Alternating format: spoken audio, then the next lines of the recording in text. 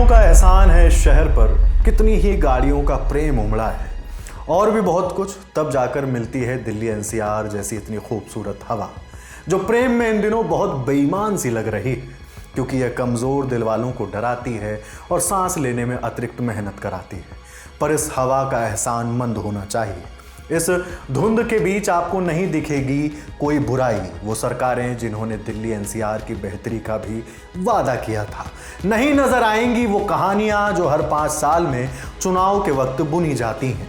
अब नहीं नजर आएगी वो यमुना जो बीते दिनों झाग से लबालब थे। फुटपाथ पर सोते हुए लोग भी इस गहरी धुंध के बीच नहीं दिखने वाले। लेकिन आप गाड़ी आराम से चलाइएगा, क्योंकि ना दिखने का मतलब ये नहीं कि वो फुटपाथ पर नहीं है। अगर आप दिल्ली एनसीआर की सड़कों से गुजर रहे हैं तो मेक इन इंडिया का स्लोगन मत तलाशिएगा, क्योंकि वो होल्डिंग 100 मीटर से ज्यादा दूर होने पर नहीं नजर आने वाली।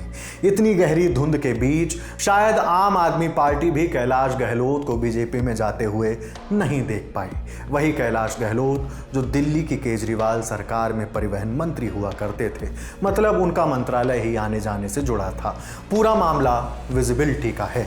बाकी इन दिनों लड़ने का भरपूर मौका है, अपने कंधे से बोझ को दूसरे कंधे पर खिसकाने का भी, जबकि हर राजनीतिक दल की कसम देश की तरक्की से शुरू हुई थी। दिल्ली में इन दिनों यह गाना गुनगुनाने का वक्त नहीं कि बीड़ी जलैले जिगर से पिया, क्योंकि ऑलरेडी तकरीबन 21 सिगरेट्स के बराबर का धुआं हम बिना बीड़ी या सिगरेट जलाए पी रहे हैं। बाकी ये दिल्ली 7 बार बसी और उजड़ी है। मौका है कि कोई 8वीं बार भी बसा ले। धुंध इतनी है कि किसी को दिखेगा भी नहीं। सिल्वर लाइनिंग है कि दिल्ली में कुछ बुरा हो रहा है तो वो भी नहीं दिख रहा। नेताओं में आजकल जलन है। जलन आंख में नहीं, सांस में नहीं, दिल में नहीं, मन में है। वो जलते हैं कि आजकल आम लोग भी उनकी तरह दिल्ली की दुर्दशा नहीं देख पा रहे। दिल्ली का जिक्र आता है तो शायरों की बात चल जाती है। मलिकजादा मंजूर अहमद की बात याद आती है कि चेहरे पे सारे शहर के गर्दे मलाल हैं, जो दिल का हाल है वही दिल्ली का हाल है। शेरों के कारण समस्या हो जाती है, समस्या तो काले हिरण की वजह से भी हो जाती है, लेकिन हम शेरो शायरी वाले शेर की बात कर रहे हैं। उन्हें पढ़ो तो हर दूसरी बात दिल्ली के हाल पर तंज लगता है। चाहे वो जो भी गुजरा है उसने लूटा है पढ़कर लगे, शहर ए दिल्ली में तो ऐसे वाक़ये होते रहे सुनकर लगे। ना सुना जाएगा हमसे ये फसाना हरगिज़ भी दिल्ली के स्मॉग का हाल लगता है। और फिर कोई दिल्ली में क्या दिल की खबरदारी करे तो चेतावनी सी लगती है। बस यही बात फिट नहीं बैठती कि ज़माना सीखता है हमसे, हम वो दिल्ली वाले हैं। मुजफ्फर हनफी भी मासूम लगते हैं, कहते हैं ऐ मुजफ्फर किस लिए भोपाल याद आने लगा, क्या समझते थे कि दिल्ली में ना होगा आसमां। आसमां है लेकिन नजर नहीं आ रहा।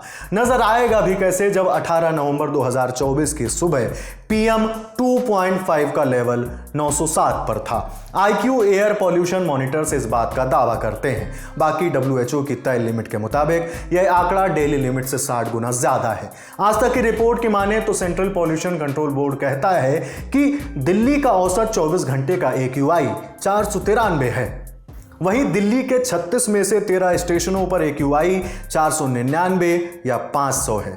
पोल्यूशन की इस हालत को दिल्ली में राजनेता उत्सव सरीखे मना रहे हैं। कुछ मास्क बांट रहे हैं तो कुछ आरोप, लेकिन हम चाहते हैं कि आप प्रदूषण की गंभीरता को समझें। हमने पिछले साल 19 नवंबर की तारीख को एक इंटरव्यू आपके सामने रखा था चर्चित पल्मोनोलॉजिस्ट डॉक्टर JC खिलनानी का। उन्होंने इस विषय को बहुत तफसील से समझाया है। वीडियो देखकर आप अपनी बात कमेंट सेक्शन में ज़रूर लिखें। डॉक्टर खिलनानी, सबसे पहले तो एक बहुत ही बेसिक सवाल से मुझे शुरुआत करनी है। ये जो 3 महीने हैं, अक्टूबर, नवंबर, दिसंबर, इस वक्त ये इतना बुरा हाल क्यों होता है? मतलब दिल्ली या NCR में आप रहते हैं तो लॉजिक ये दिया जाता है कि भाई पराली जल रही है, धुआं आ रहा है इसलिए, पर देश के बाकी हिस्सों में क्यों? देखो सरवत, ऐसा है कि जैसे आपने बहुत अच्छा एक परिचय दिया कि भाई 3 महीने में हमारी नींद खुलती है क्योंकि हम खांसने लग जाते हैं और हमारी सांस फूलने लग जाती है, हॉस्पिटल एडमिशन बढ़ जाते हैं। अगर आप दिल्ली में पैदा हो रहे हैं तो आपका जीवन काल 11.9 साल कम हो रहा है। तो ये सिर्फ खांसना नहीं है, और ये सब जो डेथ्स होती हैं ये सिर्फ फेफड़े की वजह से नहीं होती। वायु प्रदूषण फेफड़े के ज़रिए जाता ज़रूर है, खांसी करता है, गला सूखता है, लेकिन हमारे शरीर के हर अंग को असर करता है, चाहे वो हार्ट हो, चाहे वो ब्लड वेसल्स हो, चाहे ब्रेन हो, चाहे यूरिनरी सिस्टम हो, चाहे हमारा रिप्रोडक्टिव सिस्टम हो। और न सिर्फ ये कि हमें ये असर करता है जब हम सांस लेते हैं, लेकिन जब स्त्री के गर्भ में जो बालक हो रहा होता है उस पर भी असर पड़ता है, उसकी ग्रोथ पे भी असर पड़ता है। तो इसलिए मैं इससे बिल्कुल मुखातिब नहीं रखता कि 3 महीने पहले हमारी नींद खुलती है, क्योंकि हमारी नींद 12 महीने खुली रहनी चाहिए।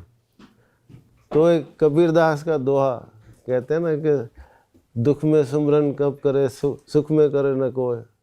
अगर सुख में सुमरन तब करे तो दुख का है कोई। अगर हम एयर पॉल्यूशन को 12 ही महीने कंट्रोल करेंगे तो ये फिर हमें ये नहीं देखना पड़ेगा, हमारा ये नवंबर, दिसंबर, अक्टूबर भी अच्छा ही चलेगा। तो हमें ये सोचना चाहिए कि ठीक है, इन दिनों हमारे को अगर ज़्यादा तकलीफ़ है तो हमें क्या करना चाहिए, मास्क पहनना चाहिए, अपना एंटीबायोटिक नहीं, इस पर बात करेंगे। लेकिन मेरे ख्याल से एज ए पल्मोनोलॉजिस्ट और एक ऐसा डॉक्टर जिसने 35 साल से इसमें रिसर्च करी है, मैं सोचूंगा कि हम ऐसे कदम लेने चाहिए कि वायु प्रदूषण 12 ही महीने ठीक रहे, क्योंकि जो महीने हम ठीक समझते हैं या आप ठीक समझते हैं वो भी ठीक नहीं होते, क्योंकि हमारा जो एवरेज PM 2.5 जो पार्टिकुलेट मैटर, अगर आप ये थोड़ा समझा दें ये है क्या? हाँ, उस पर भी मैं आता हूँ। वो 126 होता है, जबकि WHO का स्टैंडर्ड 5 है। अब मैं आपको, क्योंकि आपने शुरू ही वायु प्रदूषण से किया है, तो मैं आपको बताना चाहूँगा कि वायु प्रदूषण होता क्या है। 200 साल पहले या जब भी आदमी पैदा हुए तो वायु प्रदूषण नहीं था। वायु प्रदूषण अभी भी आप चले जाएं हिमालय पे, वायु प्रदूषण नहीं होगा, क्योंकि वहाँ आदमी नहीं है। अगर जहाँ इंसान होगा, ये बिल्कुल हमारा ही मैन मेड प्रॉब्लम हम जिसको कहते हैं। और ऐसा भी नहीं कि 100 साल पहले हमें इसके बारे में पता था। 1942 में लंदन फॉग, आपने सुना होगा, लंदन स्मॉग हुआ था, जिसमें उन्होंने देखा कि 12,000 एक्स्ट्रा डेथ्स हो गई, जितनी होनी चाहिए थी उस दौरान, उससे ज़्यादा। तो ये उन्होंने जब उसको सोचा कि क्यों हुआ और उसके कारण जानने की कोशिश करी, तो ये पता चला कि ये जो 12,000 डेथ्स हुई हैं ये वायु प्रदूषण से हुई हैं। और हुआ ये था कि उससे कुछ साल पहले इंडस्ट्रियल डेवलपमेंट हुआ था, वहाँ कोल बहुत यूज़ होता था इंडस्ट्रीज़ के लिए। तो ये पता चला कि ये 12,000 डेथ्स जो हुई है ये वायु प्रदूषण से हुई थी। वहीं से कहानी शुरू हुई है वायु प्रदूषण की। और भारत आज़ाद हो गया 1947 में, इंडस्ट्रीज डेवलप होने लगी, गाड़ियाँ चलने लगी, बिजली पैदा होने लगी। बिजली कहाँ से पैदा होती है? कोयले से पैदा होती है ज़्यादा बिजली। तो किसी ने बॉदर नहीं किया। तब जीवन काल, जो लाइफ एक्सपेक्टेंसी थी तब थी 32 साल, 35 साल, 33 साल है टू बी प्रिसाइज। अब लाइफ एक्सपेक्टेंसी भारत की 72 साल हो गई। तो उससे एक ससेप्टेबल पूल बना हमारा, जो है ना। तो वायु प्रदूषण भारत में भी बढ़ता गया। जैसे जैसे इंडस्ट्रीज डेवलप हुई, हर घर में इंडस्ट्रीज बनने लग गई, सामान बनने लग गए, कई तरह की फैक्ट्रियाँ खुलने लग गई। ये नहीं कहा कि फैक्ट्री कहाँ होनी चाहिए और कहाँ नहीं होनी चाहिए। तो यहाँ भी अवेयरनेस आई। अब मैं आपको बताना चाहूँगा कि वायु प्रदूषण का क्या होता है, क्या हिस्से होते हैं। बेसिकली 6 चीज़ें होती हैं। एक तो PM 2.5 होता है, एक PM 10 होता है, उसके अलावा गैसेज होती हैं, उसकी मैं बात बाद में करूँगा। तो हमारा जो सिस्टम होता है, रेस्पिरेटरी सिस्टम, उसमें एक फ़िल्टर होता है नाक में, जो कि 10 माइक्रोन से जो बड़े पार्टिकल्स होते हैं उनको अंदर घुसने नहीं देता। अगर आप मुंह से सांस लेते हैं तो बात अलग है, अगर नाक से सांस ले रहे हैं, इसीलिए वो PM 10 की बात आई और वो फेफड़े में जाता है, हवा मतलब सांस की नली में जाता है और नीचे तक जाता है। तो 20 साल पहले की बात करें तो हम PM10 की ज़्यादा बात करते थे, हर जगह वो मेजर करते थे, मेजर करना आसान होता है। बाद में ये देखा गया कि जो PM2.5 है, 2.5 माइक्रोन और उससे छोटे पार्टिकल्स होते, वो पार्टिकल्स होते हैं जो कि फेफड़े के सबसे निचले हिस्से में जाते हैं और वहाँ इकट्ठे होते हैं और वहाँ वो डैमेज करते हैं। तो PM2.5 आज के समय में सबसे इम्पोर्टेंट पैरामीटर है, जो कि क्योंकि वो फेफड़े के नीचे हिस्से में जाता है। तो आपने सुना होगा कि PM2.5 इतना है, वहाँ का इतना है। और PM2.5 एक नहीं होता, PM2.5 पटाखों से होगा तो उसमें बेरियम होगा, पोटेशियम होगा। PM2.5 अगर कंस्ट्रक्शन डस्ट से बनेगा तो उसमें दूसरा मटेरियल होगा।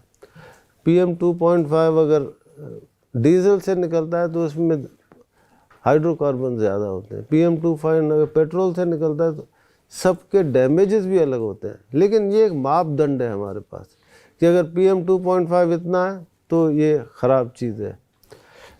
इसके अलावा जो चीज़ आपको भी विदित नहीं होगी वो होता है ultra fine particulate matter. Ultra fine particulate matter होते हैं 0.1 माइक्रोन और उससे छोटे। ये वो पार्टिकल्स हैं जो हमारे लंग के निचले हिस्से, जिसको हम एल्वियोलस कहते हैं, उसको पार करके ब्लड में चले जाते हैं। आफ्टर ऑल लंग का काम क्या होता है, एक तरफ से हवा जाती है, एक तरफ से ब्लड जाता है, ऑक्सीजन जाती है और कार्बन डाइऑक्साइड बाहर आती है।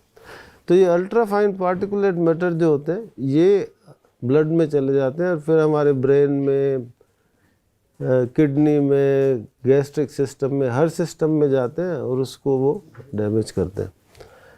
ये तो हो गया पार्टिकुलेट मैटर। इसके अलावा जो गैसेस होती हैं जो नुकसान करती हैं, उसमें कार्बन मोनोऑक्साइड होती है जो कि कोयला वगैरह के जलने से सबसे ज़्यादा होती है और वो सीधा हार्ट को डैमेज करती है।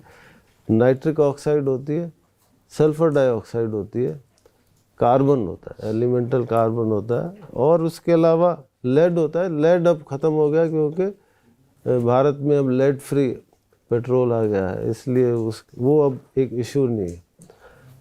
तो जो हम AQI जो आप पढ़ते हैं ना सुबह, ये इन 5 चीज़ों का मिश्रण होता है, उसकी वेटेज होती है। और ये AQI जो बना था वो डॉक्टर मुकेश शर्मा की चेयरमैनशिप में बना था, उसका मैं भी एक मेंबर था। तो ये बहुत सोच समझ के बनाया हुआ एक पैरामीटर है कि आपको एक पैरामीटर से पता चल जाए कि आपका वायु प्रदूषण कितना है। अब आप प्रश्न पूछिए आगे। तो अभी हमने ये बात करी कि ऐसा नहीं है कि 3 महीने जो हमें दिख रहा है प्रदूषण सिर्फ इन्हीं 3 महीने रहता है, 12 साल यही प्रॉब्लम रहती है। अब बात ये है कि ये दिख नहीं रहा। अब एक बात बताइए, पटना में कोई 8वीं क्लास में पढ़ने वाला राकेश है, उसको दिख नहीं रहा है कि कितना प्रदूषण है। कैसे पता चलेगा कि उसके शहर में इस वक्त हवा जो है वो कैसी है, प्रदूषण का स्तर क्या है? कोई तरीका है क्या उसको नापने का, अगर वो चीज़ दिख नहीं रही है तो? नहीं दिखता, तो प्रदूषण दिखता थोड़ी। अभी जैसे स्मॉग दिख रहा है तो आपको पता चल रहा है, पर हम ये कह रहे हैं ये चीज़ 12 महीने है। स्मॉग क्या होता है? स्मॉग होता है फॉग का और एयर पोल्यूशन का मिश्रण होता है। वो आपको सुबह दिखता है क्योंकि यहाँ ठंड होती है। जहाँ ठंड होती नहीं है वहाँ स्मॉग, जहाँ फॉग नहीं होगा वहाँ स्मॉग नहीं दिखेगा। तो ये जो मैंने जहाँ से बात शुरू करी थी कि पॉल्यूशन दिखता नहीं है कभी भी, हमें दिखता है क्योंकि ये हद से ज़्यादा है, बिल्कुल हद से ज़्यादा है। नहीं तो पॉल्यूशन जो जहाँ से मैंने बात शुरू करी थी कि जो पहले 15 साल पहले की बात करें, सब दिल्ली दिल्ली दिल्ली कहते थे कि दिल्ली में पॉल्यूशन है। अब जब सैटेलाइट के ज़रिए हर जगह पॉल्यूशन का मेजरमेंट हो रहा है तो आप देखेंगे कभी पटना में भी AQI 250 हो रहा है, कभी हैदराबाद में भी हो रहा है। मुंबई जिसको इम्यून माना जाता है क्योंकि उनके पास समुंदर है, वहाँ हवा से सब बह जाता है, लेकिन वहाँ भी AQI अब 200 तक पहुँच रहा है। और जितना भी जो हम गैगेंटिक रीजन कहते हैं, जो कि यहाँ से दिल्ली से चलता हुआ वाराणसी तक जाता है, सारे शहरों में, क्योंकि मेरा ये फील्ड है, मैं जहाँ भी जाता हूँ एक लंबी सांस लेता हूँ, मेरा फिल्टर बताता है कितना है उसमें जो है ना। तो मुझे पता है कि कानपुर में, वाराणसी में, लखनऊ में, जहाँ जहाँ मेरा जाना होता है अपने कॉन्फ्रेंसेस की वजह से, कलकत्ता में बुरा हाल होता, लेकिन मेजरमेंट अब शुरू हुआ है। और इसको आप जितना कहें मैं आपको बता सकता हूँ कि दिल्ली का पॉल्यूशन सिर्फ दिल्ली की वजह से नहीं होता। दिल्ली का पॉल्यूशन फरीदाबाद, गाज़ियाबाद, गुड़गांव में भी सीमित नहीं है। दिल्ली का काफ़ी पॉल्यूशन बुलंदशहर से भी आगे से आता है, अफ़गानिस्तान से भी आता है। दुनिया एक है, आसमान एक है, लेकिन दिल्ली की जोग्राफिकल पोजीशन, भौगोलिक स्थिति ऐसी है कि वहाँ से जो पॉल्यूशन आ गया वहाँ से जाता नहीं। विंड, आपने पढ़ा होगा अखबार में कि जब भी हम पॉल्यूशन की बात करते हैं विंड स्पीड की बात करते हैं कि भाई हवाएं धीरे चल रही हैं, हवाओं का बहाव इतना है, तो पॉल्यूशन यहाँ इकट्ठा होता है, इसीलिए दिल्ली में ज़्यादा है। दिल्ली में व्हीकल्स की बात करें तो आप चेन्नई, कलकत्ता और बॉम्बे को मिला के भी व्हीकल्स जितनी है उससे ज़्यादा दिल्ली में। ये एक समस्या दिल्ली की ज़रूर है कि यहाँ पर व्हीकल ज़्यादा है। इंडस्ट्रियल एक्टिविटी कोर्ट ने सब भगा दिया उनको, तो इस वजह से दिल्ली का पॉल्यूशन बाकी जगह से ज़्यादा है, मैं मानता हूँ। लेकिन ये सिर्फ दिल्ली की समस्या नहीं है, पूरे देश की समस्या है। साउथ में भी है, यहाँ भी है, पर दिल्ली की डिसएडवांटेज है और लेंस आपका दिल्ली पे रहता है, तो इसलिए दिल्ली से ज़्यादा बातें होती। डॉक्टर खिलनानी ने इससे बचाव के कुछ तरीके भी समझाए हैं। फुल वीडियो आपको डिस्क्रिप्शन बॉक्स में मिल जाएगा। शुक्रिया। 499 रुपए में क्या ही मिलता है? पॉपकॉर्न का एक डब्बा मिलता है, एक कहानी पूरी सुनते हो और सब सफाचट हो जाता है। लेकिन अब बारी है कितनी ही कहानियां सुनने की। मम्मी को आप पसंद क्यों नहीं हैं, बताएंगी सुनंदा शर्मा। मम्मी कैसी हैं, पूछेंगे महीप सिंह। कहाँ गाड़े थे, विधायक जी आके खुद बताएंगे रामाधीर सिंह यानी कि तिग्मांशु धूलिया। तापसी पन्नू आएंगी और बताएंगी ओटीटी पर साम्राज्य कैसे कायम किया जाता है। और तमन्ना की तमन्नाओं की भी तो खबर सुननी है। फिर मुन्ना भैया भी चले आ रहे हैं पूरा कारवां लेकर, और जो मुन्ना भैया बचे तो आ रहे हैं स्टैंड अप कॉमेडियन, एक और नाम है गौरव कपूर। पर इन सब से इतर है एक बहुत बड़ा सवाल जिस पर पूरे ब्रह्मांड में मंथन चल रहा है कि ब्राउन रंग किसने लिखा है। जानने के लिए बादशाह रैपर से आपको खुद सवाल पूछना पड़ेगा, काहे से कि वो भी आ रहे हैं। इतने सारे सितारे आ रहे हैं, सब नहीं बता पाएंगे क्योंकि ये लल्लन टॉप अड्डा का प्लान है। कोई पेपर तो है नहीं जो लीक हो जाए। 499 रुपए का टिकट है, 3 दिन की भरपूर मौज है। तारीख जल्दी से कैलेंडर पे कट्टम जीरो करके बना लीजिए, 22, 23 और 24 नवंबर। जगह है दिल्ली का नेशनल स्टेडियम, मेजर ध्यानचंद यानी दद्दा के नाम पर बना हुआ नेशनल स्टेडियम।